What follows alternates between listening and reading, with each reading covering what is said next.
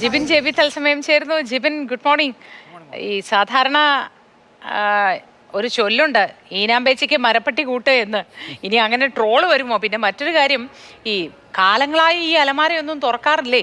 അങ്ങനെ സുഖവാസം നടത്തണമെങ്കിൽ അടുത്തിടെ ഒന്നും ഈ അലമാര തുറന്നിട്ടില്ല എന്നും തോന്നുന്നു.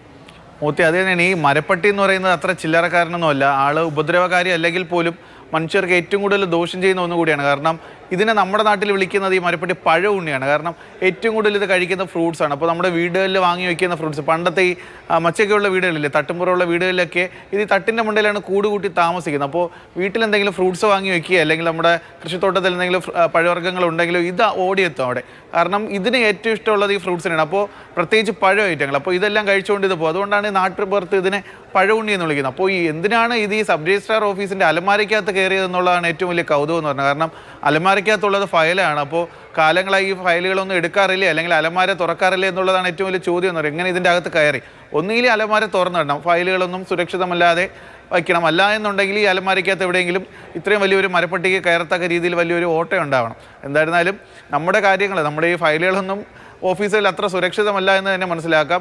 ഈ പഴഉണ്ണികൾ, ഈ മരപ്പട്ടികൾ ഇത്തരത്തിൽ അലമാരിക്ക് അല്ലെങ്കിൽ അടച്ച സ്ഥലങ്ങളിലേക്ക് എത്തുന്നതെന്ന് പറയുമ്പോൾ ഇത് കുട്ടികൾ പ്രസവിക്കുന്ന സമയത്താണ് ഇത് ഇത്തരത്തിലുള്ള ഈ അടച്ചുറപ്പുള്ള സ്ഥലങ്ങളിലേക്ക് എത്തുന്നത്. അപ്പോൾ അങ്ങനെ പ്രസവിക്കാനാണെങ്കിൽ പോലും ഇതിന് ദിവസങ്ങളോളം വേണം. അത്രയും ദിവസം ഇതിൻ്റെ അകത്ത് ഇരുന്നോ എന്നുള്ളതും ഒരു വലിയ ചോദ്യമാണ്. എന്തായാലും ആൾ നിസ്സാരമാണ്. മനുഷ്യനെ ഉപദ്രവിക്കില്ല എങ്കിൽ പോലും ഇത് ഏറ്റവും കൂടുതൽ കർഷകരെയാണ് ബാധിക്കുന്നത്. ഈ നേരത്തെ പറയുന്നത് പോലെ തന്നെ പഴങ്ങൾ കൃഷി ചെയ്യുന്ന കൃഷിത്തോട്ടങ്ങളിലേക്ക് എത്തി വിളവ് നശിപ്പിക്കുന്നതാണ് ഇതിൻ്റെ ഏറ്റവും വലിയ രീതി. ഒറ്റ പ്രസവത്തിൽ തന്നെ 4 കുട്ടികളാണ്. ഇതിന് വർഷം മുഴുവനും പ്രസവിക്കാനുള്ള ഒരു കഴിവ് കൂടിയുണ്ട്. അതുകൊണ്ട് ഒരു വർഷം തന്നെ ഏകദേശം 10-15 കുട്ടികളാണ് ഈ മരപ്പട്ടിക്ക് ഉണ്ടാകുന്നതും.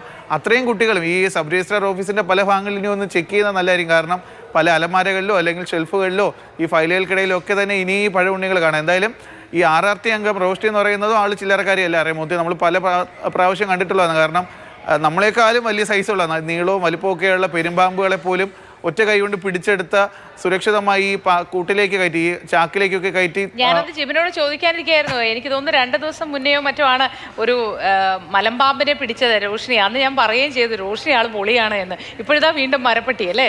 അതെ, റോഷ്നി എന്ന് പറയുമ്പോഴത്തേക്ക് എൻ്റെ നാടെന്ന് പറയുന്നത് മലയോര മേഖലയാണ്, പാലോട്, ഇളവട്ടമാണ്. അപ്പോൾ നമ്മുടെ നാട്ടിലൊക്കെ സ്ഥിരമായിട്ട് പെരുമ്പാമ്പും ഈ മൂർഖൻ പാമ്പും ഒക്കെ ഇറങ്ങുന്ന ഒരു സ്ഥലം കൂടിയാണ്. അപ്പോൾ അവിടെ ആർക്ക് ഏത് വീട്ടിലോ അല്ലെങ്കിൽ റോഡിലോ ഈ പാമ്പുകൾ ഇറങ്ങിയാലും ആദ്യം വിളിക്കുന്നത് RRT ഓഫീസിലാണ്. ചോദിക്കുന്നത് അവിടെ റോഷ്നി ഉണ്ടോ എന്നാണ്. കാരണം നമ്മൾ കണ്ടിട്ടാണ് അപകടകരമായ രീതിയിൽ പലരും പാമ്പുകളെ പിടിക്കുന്നത് നമ്മൾ കണ്ടിട്ടുണ്ട്. പക്ഷേ റോസ്റ്റ് ചെയ്യുന്നത് അങ്ങനെയല്ല. കാരണം വ്യക്തമായി കണ്ടിട്ടുണ്ട് ഒരു സ്റ്റിക്ക് ഉപയോഗിച്ച് ഇതിനെ കറക്റ്റ് ഇതിൻ്റെ വാലും അതിൻ്റെ വായുടെ ആ ഭാഗമൊക്കെ തന്നെ ലോക്ക് ചെയ്തുകൊണ്ടാണ് ഇതിനെ ഈ ഒരു ചാക്ക് പോലത്തെ ആ സാധനത്തിലേക്ക് കയറ്റുന്നത്. അതിനെ അവിടെ നിന്ന് കയറ്റിയിട്ട് സുരക്ഷിതമായി വനത്തിൻ്റെ ഉള്ളിലേക്ക് കൊണ്ട് തുറന്നു വിടുന്നത് ഇവർ തന്നെയാണ്. അതുകൊണ്ട് തീർച്ചയായിട്ടും ഒരു സ്കിൽഡ് പ്രൊഫഷണൽ തന്നെയാണ് റോഷ്നി എന്ന കാര്യത്തിൽ സംശയമില്ല. റോഷ്നി മാത്രമല്ല കേട്ടോ, RRT സംഘത്തിലെ മറ്റംഗങ്ങളും എല്ലാം അങ്ങനെയാണ്. പക്ഷേ ഒരു പെൺപുലിയാണ് റോഷ്നി എന്ന് ഇടയ്ക്കിടയ്ക്ക് പറയുമ്പോൾ സ്വയം ഒരു സ്ത്രീയായ എനിക്ക് കൂടി അഭിമാനം തോന്നുന്നു എന്നൂടെ വെച്ചോളൂ. അപ്പൊ ജീവന് നല്ലൊരു ദിവസമായിരിക്കട്ടെ എന്ന് ആശംസിക്കുന്നു. പിന്നെ ഒപ്പം അലമാരകളിൽ ഇരിക്കുന്ന മരപ്പട്ടികൾ ഇനിയും ഉണ്ട് എങ്കിൽ ദയവായി അതിനെ പിടികൂടേണ്ടതാണ്. ഫയലുകളുടെ കാര്യത്തിൽ ഒരു തീരുമാനമാക്കേണ്ടതാണ്. കാലങ്ങളായി അടഞ്ഞിരിക്കുന്ന അലമാരകൾ, തുറക്കാത്ത അലമാരകൾ, അല്ലെങ്കിൽ അല്പം വിടവ് ഈ മരപ്പട്ടിക്ക് കൊടുത്തുകൊണ്ട് അതങ്ങനെ കുറേ കാലമായിരിക്കുന്ന അലമാരകൾ ഉണ്ടെങ്കിൽ ഒന്ന് പരിശോധിക്കുന്നത് നന്നായിരിക്കും. മനുഷ്യരുടെ ഫയലുകളാണ്, ഫയലുകൾ ജീവിതമാണ് എന്നാണ് മുഖ്യമന്ത്രി പറഞ്ഞിട്ടുള്ളത്.